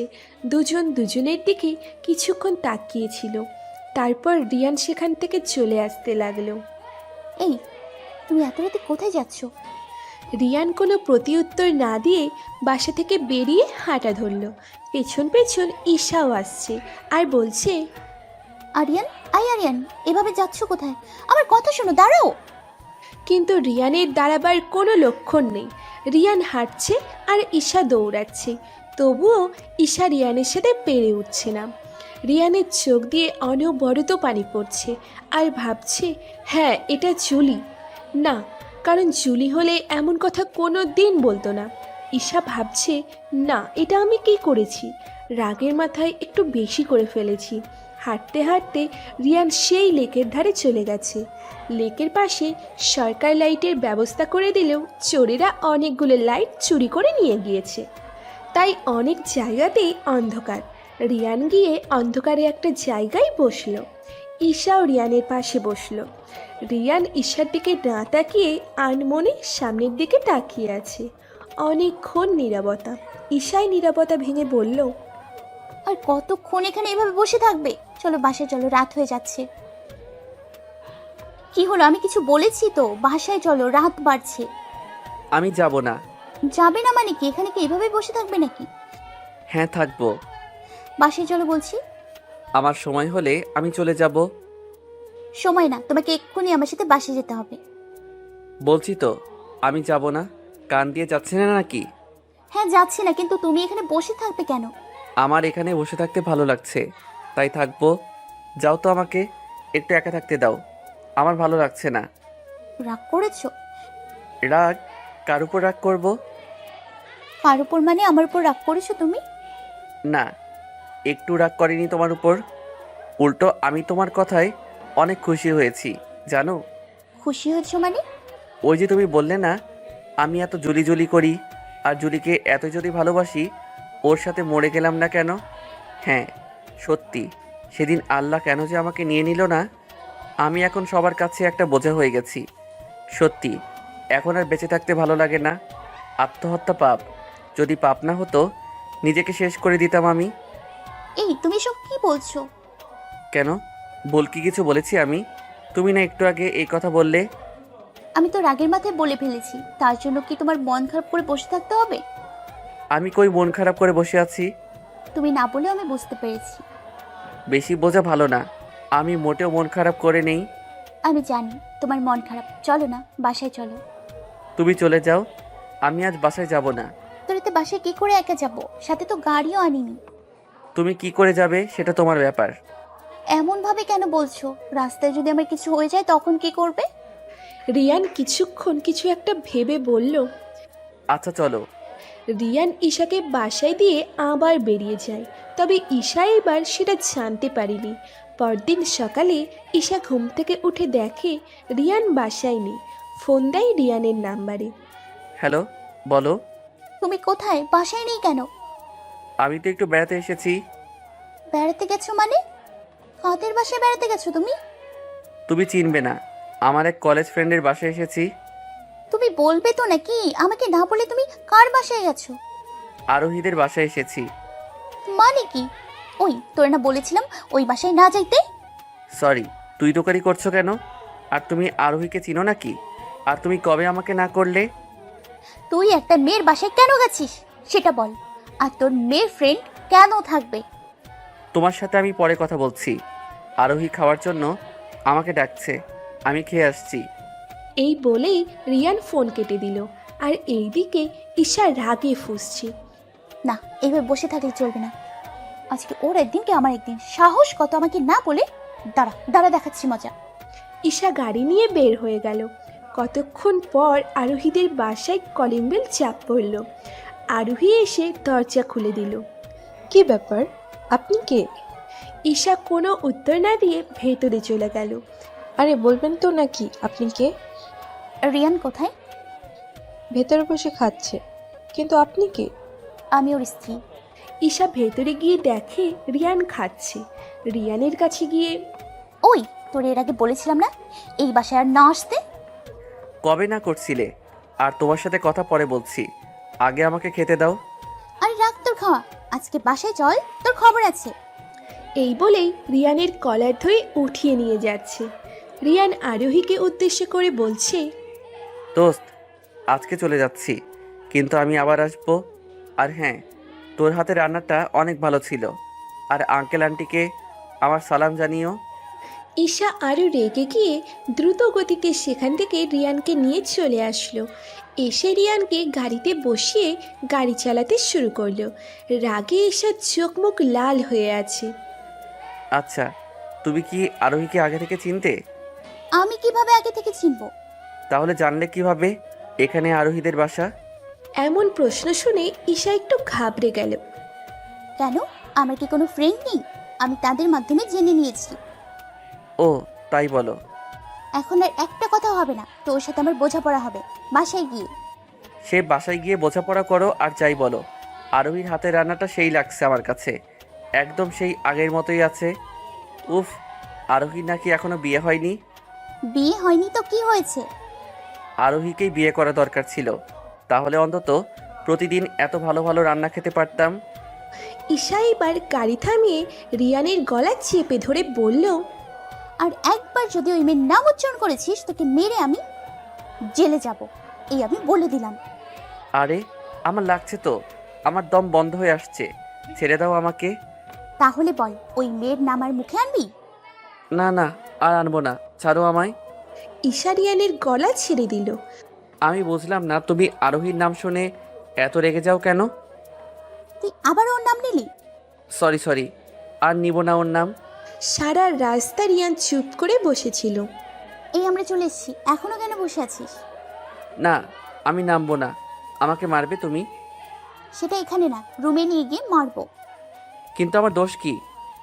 সেটাও রুমে গিয়ে বলবো।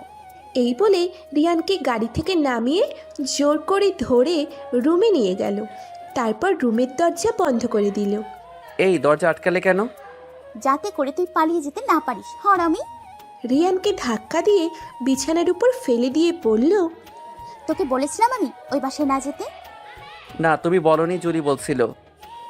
সে যেই বলুক, তবুও তুই গেলি কেন? জুলি কষ্ট পাবে বলে আমি যেতাম না, কিন্তু এখন তো জুলি নেই, তাই। জুলি কষ্ট পায় না ঠিক আছে, কিন্তু অন্য একজন যে কষ্ট পাচ্ছে। এই বলেই বুকের উপর কিল ঘুষি শুরু হয়ে গেছে। আরে, আমার লাগছে, ব্যথা পাচ্ছি তো। ব্যথা পাবার জন্যই তো দিয়েছি, আমাকে কষ্ট দিলি কেন তুই? আমি কিভাবে তোমাকে কষ্ট দিলাম? তুই জানিস না আমি আরোহীকে সহ্য করতে পারি না। আমি জানতাম জুলি সহ্য করতে পারে না, কিন্তু তুমিও যে পারবে না সেটা জানতাম না। আর কেনই বা পারো না? কারণ ওই ডাইনি তোকে প্রপোজ করেছিল। তুমি সেটা জানলে কিভাবে? আমাকে রাত্রি বলেছে। একদম মিথ্যা বলবা না, এটা আমি আর জুলি ছাড়া কেউ জানে না। তাহলে তুমি আমার জুলি বলো। রিয়ানের কথা শুনে ঈশা রিয়ানকে ছেড়ে দিয়ে বলল, আমার কাজ আছে, আমি গেলাম। রিয়ানের কথা শুনে ঈশা রিয়ানকে ছেড়ে দিয়ে রুম থেকে বের হয়ে চলে গেল। ঈশার এমন ব্যবহারে রিয়ানের সন্দেহ আরও বেড়ে গেল।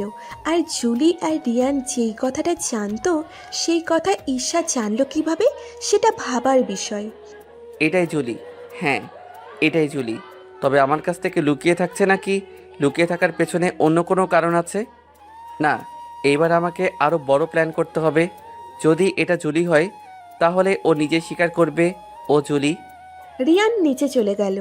দেখে ঈশা জুলির আম্মুর সাথে বসে কি জানি গল্প করছে। রিয়ানকে দেখে জুলির আম্মু বলল, রিয়ান, তুমি কিন্তু আমার মেয়ের সাথে এটা একদম ঠিক করোনি। আপনার মেয়ে মানে কার সাথে? ঈশা আমার মেয়েই তো, তুমি ওকে কাঁদিয়ে ঠিক করোনি। আমি কিভাবে ওকে কাঁদালাম? তুমি আরোহের বাসায় কেন গিয়েছিলে? আম্মু, জুলি আমাকে বলেছিল আল্লাহ না করুক যদি জুলির কোনো দিন কিছু হয়ে যায় তখন তো আমি একা হয়ে যাব। কিন্তু আমি যদি এমন কাউকে খুঁজে পাই যে আমাকে জুলির মতো করেই ভালোবাসে, তার সাথে রিলেশন করতে। না আম্মু, আমি কোনোদিন ওকেই। কি হলো, থেমে গেলে কেন? আর আমি এমন কাউকে খুঁজে পেয়েছি, তাই আমি তার সাথে রিলেশন করব। জুলিকে দেওয়া কথা আমি ফেলতে পারবো না। তার মানে কি রিয়ান, তুমি কি এখন ঈশাকে ছেড়ে অন্য কারোর সাথে রিলেশন করবে নাকি? দেখুন আম্মু, জুলিকে আমি নিজের থেকেও বেশি ভালোবাসতাম। ও চলে যাওয়ার পর আমি অন্য কাউকে খুঁজে দেখিনি। কিন্তু কাল যখন আরোহীর বাসায় গেলাম তখন আমি বুঝতে পারলাম আরোহী আমাকে জুলির মতোই ভালোবাসে। তাই আমি আরোহীর সাথে রিলেশন করে জুলিকে দেওয়া কথা রাখতে চাই। খেয়াল করে দেখলাম ঈশা আমার দিকে কেমন করে যেন তাকিয়ে আছে। চলে আসলাম রুমে। কতক্ষণ পর ঈশা আসলো। রিয়ান, তুমি একটু আগে যা বলেছিলে সব কি সত্যি? আমি অন্যদিকে তাকিয়েছিলাম, তবে বুঝতে পারছিলাম ঈশা কান্না করছে। হ্যাঁ, যা বলেছি সব সত্যি। তাহলে সেটা আমাকে আগে বলতে। আমাকে বলার সুযোগ দিলে তো বলবো। তুমি আরোহীর সাথে রিলেশন করতে পারবে না। তাহলে তুমি স্বীকার করো তুমি আমার জুলি। রিয়ান, আমি যেটা নই সেটা স্বীকার কেন করব? আমি জানি তুমি আমার জুলি। তুমি ভুল জানো। তার মানে তুমি আমার জুলি না, তাই তো? হ্যাঁ, ঠিক তাই। আমি ঈশা। তাহলে তোমার কথা রাখতে পারলাম না, সরি। কেন রাখতে পারবে না? কারণ আমি জুলিকে কথা দিয়েছিলাম যে। তুমি এরকম কোনো কথা দাওনি। সেটা তুমি জানবে কিভাবে আমি জুলির কাছে কোনো কথা দিয়েছিলাম কি না? কারণ তুমি কি? আমি তোমার বউ। বউ তো কি হয়েছে? তাই তুমি আরোহীর সাথে কোনো প্রকার রিলেশন রাখতে পারবে না। সেটা আমি বুঝে নিব। ওই, আমি যেটা বলেছি কান দিয়ে যাচ্ছে না নাকি? ভালোভাবে বলছি তাই হজম হচ্ছে না।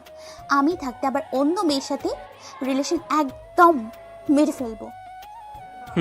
মেরে ফেলো, তাও আমি জুলির কাছে তাড়াতাড়ি যেতে পারবো। না, মারবো না। ওটাও একটা ডাইনি। ওর জন্য এখনো আমি আমার স্বামীর ভালোবাসা পাইনি। এই বেলা অনেক হয়ে গেছে, আমার ক্ষুধা লাগছে। তুমি না ওখান থেকে খেয়ে আসলে? খেতে দিলে তো খাবো, মাত্র তো খেতে বসেছিলাম আর তুমি আমাকে নিয়ে আসলে। বেশ করেছি। আমি থাকতে কেন তুমি ওর হাতে রান্না খাবে? আমার ইচ্ছে হয়েছে তাই খেয়েছি। গুল্লি মারি তোর ইচ্ছার, নিচে চল, খেতে দিচ্ছি। আমি একটা ভিলেনি হাসি দিয়ে আবার বললাম, এমনভাবে বললে আমি যাব না। জানো আরোহী আমাকে কত সুন্দরভাবে খেতে ডাকছিল। কিভাবে ডাকছিল? আমি ঘুমেছিলাম, আরোহী আসলো, এসে আমাকে ডাকলো, এই শুনছো, তোমার জন্য কত কিছু রান্না করেছি, খাবে চলো। আমার কথা শুনে এসে ঢুম করে আমার নাকে একটা ঘুষি দিল। আউ! সরি, আমি তোমাকে মারতে চাইনি। তোমার কথা শুনে আমার আরোহীর উপর রাগ হয়ে গেছিল, তাই ভেবেছিলাম তুমি আরোহী। উফ, কি ব্যথা! চলো, নাকি বরফ ধরবো? লাগবে না, আমাকে মেরে এখন আসছে আদর করতে। সরি বাবু, আমি ইচ্ছে করে দেইনি, চলো না। বলেই জোর করে নিয়ে গেল। তারপর যখন বরফ ধরছিল তখন জুলির আম্মু এসে বলল, কি রে, ওর নাকে কি হয়েছে? আর বলো না, জামাই আদর করতে একটু বেশি হয়ে গেছে, তাই বরফ ধরতে হচ্ছে। তোমার জামাই এত দুষ্টু যে আদর বেশি পেতে চেয়েছিল, যার ফলে এখন এই অবস্থা। তারপর ঈশা আমাকে উদ্দেশ্য করে বলল, এই চলো, আর নাক ধরে বসে থাকতে হবে না, খাবে চলো। না আমি খাবো না। আমাকে মারলে কেন? তুমি ওই কথাটা আমাকে কেন বললে? আমি তো সত্যি বলছি। তাই মেরেছি। চলো, খাবে চলো এখন। তোমার জন্য একটা শাস্তি আছে, যদি সেটা মাথা পেতে নাও তাহলে খেতে পারি। বলো কি শাস্তি? আমাকে খাইয়ে দিতে হবে। বলো দিবে? এটা কোনো শাস্তি হলো? এটা তো আমার জন্য খুশির বিষয়। চলো, তোমাকে আজ আমি নিজ হাতে খাইয়ে দিব। কয়েকদিন পর রিয়ান অনেকভাবে চেষ্টা করেছে, কিন্তু কোনোভাবেই ঈশার মুখ দিয়ে এটা বলাতে পারছে না যে ওই জুলি। তবে রিয়ানও হাল ছেড়ে দেওয়ার পাত্র নয়। বাইরে থেকে ঘুরে এসে রিয়ান রুমে প্রবেশ করলো, তবে আসার আগে সিগারেট আর মদের বোতল নিয়ে এসেছে। জুলি একদম এইগুলো সহ্য করতে পারে না। ঈশা রুমেই ছিল। রিয়ানের হাতে এই সব কিছু দেখে জানো, জুলি এইগুলো খুব পছন্দ করতো। আমি আর জুলি একসাথে বসে খুব খেতাম। জুলি তো ফুরফুর করে সিগারেট টানতো। দাও, আমিও টানবো। ঈশার কথা শুনে এই প্রথম রিয়ান কিছুটা অবাক হয়ে গেল, আর মনে হলো এটা জুলি না, কারণ জুলি সিগারেটের ধোঁয়াই সহ্য করতে পারতো না, সেখানে নাকি সিগারেট টানবে। মানে তুমি সিগারেট খাবে? খাবো আমি। দাও, ফুরফুর করে আমিও টানবো। এই নাও। দাও, ওই মদের বোতলটাও আমার হাতে দাও। কেন? মদের বোতল দিয়ে তুমি কি করবে? ঢকঢক করে গিলবো। দাও আমাকে, আমি খেয়ে আবার তোমাকে দিচ্ছি। এই নাও, বেশি খাবে না কিন্তু, আমার জন্য রেখে দিবে। এই বলে রিয়ান ঈশার হাতে মদের বোতল আর সিগারেটের প্যাকেট ধরিয়ে দিল। মদের বোতল হাতে নিয়ে ঈশা দিল সেটাকে ফ্লোরে ছুঁড়ে, সাথে সাথে সেটা ভেঙে চুরমার হয়ে গেল। কি ভেবেছিলে চান্দু, আমি তোমাকে মদ খেতে দিব? হ্যাঁ, মদ খেতে দিব, আর আমি নিজেও খাবো। নাও নাও, এখন ফ্লোর থেকে উঠিয়ে নিয়ে খেয়ে নাও। আর এই সিগারেটের প্যাকেট এখন আমি জানালা দিয়ে ফেলে দিব। এই বলেই ঈশা জানলার দিকে যেতে লাগলো। রিয়ান ঈশাকে ধরতে যাবে, ঠিক সেই সময় ভাঙা কাচের টুকরো রিয়ানের পায়ে বিঁধে গেল, আর সাথে সাথে রিয়ান চিৎকার দিয়ে বিছানায় গিয়ে বসে পড়ল। পেছনে তাকিয়ে দেখি আরিয়ানের পা দিয়ে রক্ত বের হচ্ছে। ঈশা সিগারেটের প্যাকেট ফেলে দিয়ে রিয়ানের কাছে এসেই প্রথমে কাচের টুকরোটাকে বের করে নিল, তারপর চেপে ধরল যাতে করে আর রক্ত বের না হয়। এই, তুমি আমার পা ধরেছো কেন? কোনো কথা বলবা না। আরে বাচ্চাদের মতো কাঁদছো কেন? কথা বলতে না করেছি তো নাকি? প্লিজ কাঁদবে না। কেন কাঁদবো না? আর জুলি কাঁদলে তোমার কষ্ট হতো, আমি কাঁদছি তাতে তোমার কি? হ্যাঁ, কেন জানি আমার এখনো কষ্ট হচ্ছে। সরি বাবু, সব আমার জন্য হলো। তোমার কোনো দোষ নেই, আমি তো মদের বোতল এনেছিলাম। তবু আমি যদি না ভেঙে কোথাও রেখে দিতাম। আমার দিকে একটু তাকাও তো। ঈশা রিয়ানের দিকে তাকালো। হ্যাঁ, ঠিক ধরেছি রিয়ান। জুলি অল্প একটু কান্না করলে যেমন চোখ লাল হয়ে যেত, ঈশারও সেটাই হয়েছে। এই দেখেছো, কেঁদে চোখ লাল করে ফেলেছো। কান্না থামাও প্লিজ। এই কান্না করতে করতে তো চোখ লাল করে ফেলেছো, এইবার কান্না থামাও প্লিজ। না, থাকবো না, আমি কান্না করব। কেন? কান্না কেন করবে? তুমি আমার জন্য ব্যথা পেলে, তাই কান্না করব। আচ্ছা, তুমি কান্না করলে কি আমার ব্যথা কমে যাবে? ও হ্যাঁ, তাই তো। আমি সেই কখন থেকে কান্না করে যাচ্ছি। তোমার পা কেটে গেছে, মলম দিতে হবে তো। আচ্ছা, তুমি একটু বসো, একদম উঠবে না, আমি মলম নিয়ে আসছি। ঈশা মলম আনতে চলে গেল, আর রিয়ান ভাবছে একটা মানুষের সাথে অন্য একটা মানুষের এত মিল কিভাবে হয়। ঈশা মলম নিয়ে এসে রিয়ানের পায়ে লাগিয়ে দিল, তারপর ফ্লোরে পড়ে থাকা কাচের টুকরোগুলো পরিষ্কার করে নিল। রাতে খাওয়া দাওয়া শেষ করে যে যার মতো ঘুমাতে চলে গেল। রিয়ান আর ঈশা পাশাপাশি ঘুমালেও রিয়ান কখনো ঈশাকে স্পর্শ করেনি। ঘুমের ঘোরেই হঠাৎ রিয়ান কি যেন বলছে শুনে ঈশার ঘুম ভেঙে যায়। রিয়ান, তুমি এসব কি বলছো? রিয়ান কোনো উত্তর না দিয়ে আবোল তাবোল বলেই যাচ্ছে। কি হলো রিয়ান, তুমি আমার কথা শুনতে পাচ্ছ না? এমনভাবে আবোল তাবোল কেন বলছো? এই বলে যখন ঈশা রিয়ানকে ধাক্কা দিল, রিয়ানের শরীর অনেক গরম। ঈশা সেটা বুঝতে পেরে রিয়ানের মাথায় হাত দিয়ে দেখে শরীরে অনেক জ্বর। রিয়ান, এই রিয়ান, হুম। তোমার কি খুব বেশি খারাপ লাগছে? হুম। মাথায় পানি নেবে নাকি জলপট্টি নেবে? রিয়ান কোনো উত্তর দিল না, তবে শরীরে যে পরিমাণ জ্বর, তাতে করে মাথায় পানি দিয়ে সারা শরীর মুছে দিলেই ভালো হবে। ঈশা উঠে পানি আনতে চলে গেল। কিছুক্ষণ পর এসে বালিশের নিচে একটা বড় পলিথিন দিয়ে মাথায় পানি ঢালতে লাগলো। বেশ কিছুক্ষণ পানি দেবার পর ঈশা রিয়ানকে জিজ্ঞাসা করল, এখন কেমন লাগছে? অনেক ভালো লাগছে, তবে আমার পাটা খুব ব্যথা করছে। তোমাকে আমি ব্যথার ঔষধ খেতে বলেছিলাম, তুমি তখন খেলে না কেন? দাঁড়াও, আমার ব্যাগে জ্বরের ঔষধ আছে কিনা দেখি। ঈশা নিজের ব্যাগ খুঁজে ওষুধ বের করলো, সেটা রিয়ানকে খাইয়ে দিল। সারা রাত ঈশা ঘুমাতে পারেনি। কতক্ষণ পর পর মাথায় পানি ঢেলেছে, আর জলপট্টি তো দিয়েই গেছে। রাতের থেকে সকালের দিকে জ্বর অনেক কম। রিয়ান ঘুমিয়েছিল। ঈশা উঠে রিয়ানের জন্য স্যুপ করতে গেছে। স্যুপ করে নিয়ে এসে রিয়ানকে ডেকে তুলল। আমি উঠে বসতে পারবো না, আমার ভালো লাগছে না। একটু কষ্ট করে উঠে বসো, স্যুপটুকু খেয়ে আবার শুয়ে পড়ো। রিয়ান উঠে বসলো, আর ঈশা রিয়ানকে স্যুপ খাইয়ে দিচ্ছিল। এই, তোমার চোখ এত ফুলছে কিভাবে? মনে হয় সারা রাত ঘুমাইনি, তাই এত ফুলেছে। তুমি কিছু খেয়েছো? না, তোমাকে খাইয়ে দিয়ে তারপর খাবো, আর তারপর তোমাকে নিয়ে ডক্টরের কাছে যাবো। রিয়ানকে স্যুপ খাইয়ে দিয়ে ঈশা নিজেও কিছু খেয়ে নিল, কিন্তু খেতে একদম ইচ্ছা করছিল না। তাই অল্প কিছু খেয়ে রেডি হয়ে রিয়ানকে নিয়ে বের হলো। ডাক্তারকে দেখিয়ে ওরা বের হলো। এই, আমার না ঘুরতে যেতে ইচ্ছে করছে। কি বলো, এই শরীর নিয়ে তুমি ঘুরতে যাবে? হ্যাঁ চলো না, আমরা ঘুরতে যাব। চলো চলো। আচ্ছা বাবা, যাবো, কিন্তু কোথায় যেতে হবে বলো। আমরা পাহাড় দেখতে যাব। এই তুমি কি বলো, এই শরীর নিয়ে এত দূরে জার্নি করে যেতে পারবে? যেতে তো আমাকে হবেই, চলো। ঈশা আর কোনো উপায় না পেয়ে যেতে লাগলো, কিন্তু পাহাড়ি রাস্তায় ঢোকার আগ মুহূর্তে রিয়ান বলল, আমি পানি খাবো। গাড়িতে পানি আছে? না, পানি নেই। আচ্ছা তুমি একটু বসো, আমি এই দোকান থেকে পানি নিয়ে আসছি। ঈশা পানি আনতে গেল। পানি কেনার শেষে যখন ফিরে তাকিয়েছে, তখন দেখে গাড়ি নেই, সাথে রিয়ানও নেই। ঈশা তো অস্থির হয়ে গেল। রিয়ান গেল কোথায়? কোনো উপায় না পেয়ে ঈশা রিয়ানের নাম্বারে কল দিল। হ্যালো, তুমি কোথায়? আমি তো পাহাড়ি রাস্তায় ঢুকে গেছি। মানে কি, তুমি গাড়ি ড্রাইভ করছো? হ্যাঁ করছি।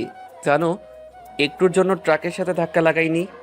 আরিয়ান, তুমি কোথায়? আর যেখানে আছো সেখানে ব্রেক করো, সামনে একটুও যাবে না। সেটা বললে হয়? আজ আমি জুলির কাছে যাব। চুপ শয়তান, এসব কি বলছো? হঠাৎ বিকট একটা শব্দ আসলো। এই আরিয়ান, কি হলো? তুমি ঠিক আছো তো? আরে হ্যাঁ, শুধু গাড়িটাকে গাছের সাথে লাগিয়ে দিছিলাম। দেখো আরিয়ান, তুমি কিন্তু একটু বেশি বাড়াবাড়ি করছো। সেটা তুমি করছো। তুমি জুলি হওয়া সত্ত্বেও দিনের পর দিন ঈশার অভিনয় করে যাচ্ছ। আমি জুলি না। হ্যাঁ মেনে নিয়েছি তুমি জুলি না, তাই তো আমি আমার জুলির কাছে চলে যাব। গাড়ির স্পিড এখন 80+। এই স্পিড থামাও, স্পিড থামাও, এই স্পিড থামাও। এমন রাস্তায় কেউ এত স্পিডে গাড়ি চালায়? কিছু হয়ে যাবে তো। হবার জন্যই তো চালাচ্ছি। আমি জুলিকে ছাড়া আর থাকতে পারবো না। আর শুনো, তোমার সাথে আমি অনেক অন্যায় করে ফেলেছি, আমাকে মাফ করে দিও। মাফ? কিসের মাফ? আর কত কষ্ট দিবি তুই আমাকে? হ্যাঁ, আমিই তোর জুলি। সেদিন আমি মরিনি, মরেছিল আমার ছোট বোন অধরা। সত্যি তুমি আমার জুলি তো? হ্যাঁ হ্যাঁ হ্যাঁ, আমিই জুলি। আমি বিশ্বাস করি না। তুমি যদি জুলি হও, তাহলে তুমি আমাদের মাঝে ঘটে যাওয়া একটা ঘটনা বলো, যেটা আমি আর তুমি ছাড়া কেউ জানে না। তুই আর আমি একবার ঘুরতে গেছিলাম, সেখানে ওই এলাকার মুরব্বীরা আমাদের নানানভাবে অপমান করেছিল। হ্যাঁ তুমি আমার জুলি। ওকে, আমি আসছি। রিয়ান ফিরে আসলো। জুলি এতক্ষণ নানান চিন্তার মধ্যে ছিল। রিয়ান ফিরেছে সেটা দেখে অনেক স্বস্তি পেল, কিন্তু গাড়ির অবস্থা খুব খারাপ হয়ে গেছে। এই তুমি ঠিক আছো তো? তোমার কোনো ক্ষতি হয়নি তো? আমি একদম ঠিক আছি। এখন সব আমাকে বলো, কেন এই নাটক করলে? বলবো, সব বলবো বাসায় গিয়ে। তারপর জুলি গাড়ি ড্রাইভ করে বাসায় আসলো। ওরা সোজা রুমে চলে গেল। হ্যাঁ বলো, এতদিন কেন এত নাটক? আর তোমার যমজ বোন ছিল, সেটা আমাকে বলনি কেন? হ্যাঁ, ও অনেক ছোট থেকেই নানুর বাসায় থাকে। আর সেদিন যখন আমি বের হয়েছিলাম, তখন অধরা আমাকে বললো ও নাকি তোমার সাথে ঘুরতে চায়। আমি অনেকবার না করা সত্ত্বেও অনেক জেদ করে, তাই ওকে পাঠিয়ে দিই। সেদিন আমি তোমার সাথে থাকলে হয়তো আমি বেঁচে থাকতাম না। ওর মৃত্যুর জন্য তোমাকে দায়ী করেছি, তাই তো। আর তোমার সামনে এসে এটা কখনো বলিনি, তোমার যদি মরেনি, বেঁচে আছে। তাই কয়েকদিন আমরা দেশে থেকে চলে যাই লন্ডনে। তোমার খোঁজ খবর সব সময় নিয়েছি, কিন্তু শুনতাম দিনের পর দিন তোমার অনেক অবনতি হচ্ছে। তাই নিজের মুখে প্লাস্টিক সার্জারি করে চলে আসলাম দেশে, যাতে করে আমাকে চিনতে না পারো। আমি জানতাম হঠাৎ করে আমাকে দেখলে তোমার বড় ধরনের ক্ষতি হয়ে যেতে পারে, আর বলতে পারবো না। যতটুকু দরকার ততটুকুই বললাম। কিন্তু তারপরেও কেন আমার কাছে পরিচয় লুকালে? আমি দেখতে চেয়েছিলাম তুমি অন্য কাউকে পেয়ে জুলি মানে আমাকে ভুলে যাও নাকি, কিন্তু আমি যেটা দেখলাম আমি ভুল কাউকে ভালোবাসিনি। আমি এমন একজনকে ভালোবেসেছি যে শুধু আমাকেই ভালোবাসে। এই বলেই জুলি রিয়ানকে জড়িয়ে ধরল। আউ, কি হলো? হাতে ব্যথা। কিভাবে পেলে? যখন গাছের সাথে গাড়ি ঘষে গেল তখন পেয়েছিলাম। হ্যাঁ, তুমি তো একটা হারামি। সত্যি কিভাবে বের করে নিতে হয় ভালো করেই জানো। I love you. I love you too. আর কখনো ছেড়ে যাবে না তো?